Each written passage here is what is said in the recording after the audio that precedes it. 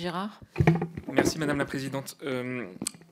Vos propos sont extrêmement intéressants. Je voudrais revenir sur une question que j'ai posée il y a 2 jours aux associations catholiques et sans obtenir véritablement de réponse. Aujourd'hui, chez les opposants, on a une espèce de double argument qui revient très régulièrement, qui tourne autour de la question du mensonge et autour d'une confusion qui me semble savamment et sciemment entretenue entre le père et le géniteur.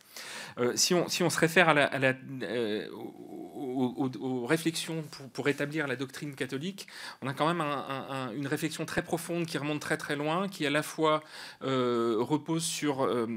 quand on prend la présence de Joseph, qui dans les évangiles est bien présenté comme le Père, je ne crois pas que vous soyez aujourd'hui en capacité de dire qu'il est à l'origine de l'essence du Christ.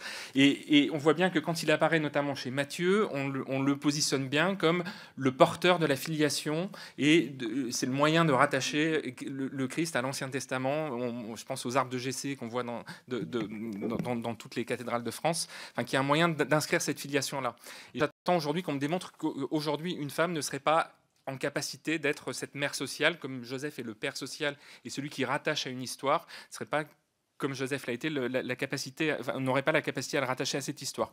Et puis ce qui m'intéresse aussi, c'est la réflexion que vous avez menée de façon extrêmement profonde et qui fait que vous êtes 3 autour de cette table aujourd'hui, sur la position de la mère, donc de la Vierge, en partant du fait qu'on a posé assez tôt la double nature du Christ et cette espèce de consubstantialité du divin et de l'humain dans le Christ. Donc tout ça a donné lieu à des représentations extrêmement intéressantes. Et le point, je vous renverrai à un tableau qui, moi, me paraît extrêmement élogieux parce qu'on parle du don et de l'acceptation du don. L'iconographie de l'Annonciation, qui est quand même le moment charnière de cette incarnation.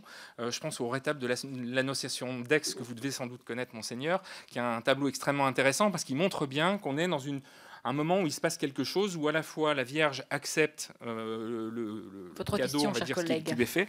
Enfin bon, c'est un sujet qui est extrêmement intéressant et je voudrais savoir comment aujourd'hui on en arrive... Mais il est pour tout le monde. Je voudrais comprendre comment aujourd'hui on en arrive à nier cette espèce dans le discours, en tout cas, d'opposition à l'ouverture de la PMA, comment on en arrive à nier cette espèce de distinction entre l'essence et la filiation pour en faire un argument, alors qu'elle me semble être quand même consubstantielle à la foi catholique. Madame Bénédicte Pétel. La question a déjà été posée. Merci.